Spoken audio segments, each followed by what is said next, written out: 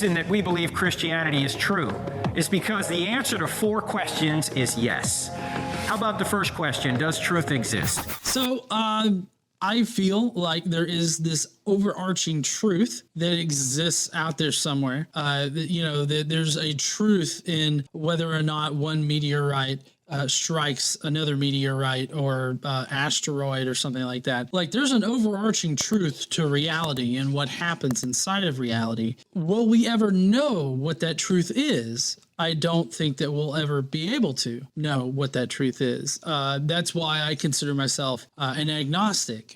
Specifically, I use that term on the God question, but in general, as far as truth goes, typically I would characterize myself as an agnostic because I don't think that we can ever really know the truth about reality. One of the key things to being able to know, like, what is true, absolutely true in this case, like transcendentally true, I guess, would be being able to identify that that is absolutely true, or that we have reached some kind of absolute truth. And I just don't know in what way we can actually make that determination. Like, what set of criteria can differentiate absolute true stuff from, possibly false things. I mean, I get that the goal of science is to try to represent our reality or describe our reality as best that we can, like trying to get to that truth. But as far as being able to identify when we have hit absolute truth, I just simply don't know what that looks like. And I don't think that we'll ever know what that looks like. And so that's why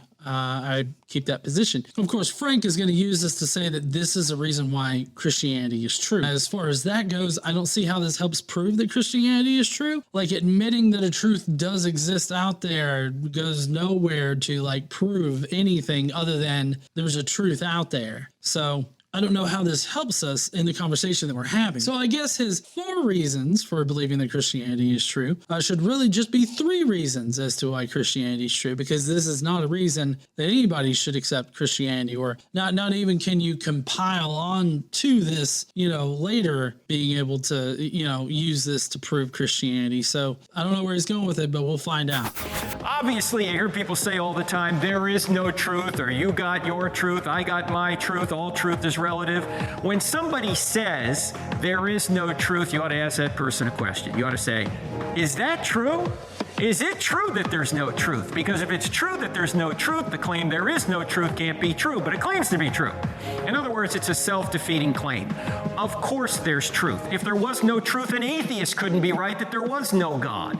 So there is truth.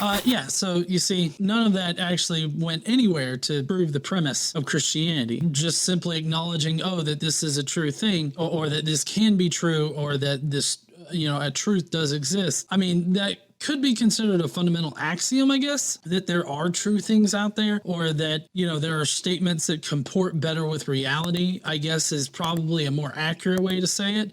In that way, I don't think this could ever help support Christianity, because Christianity doesn't comport with reality. So if anything, this first reason to believe Christianity is true is more than likely a reason to believe that it's false, because if there's anything that's true, it's definitely not Christianity.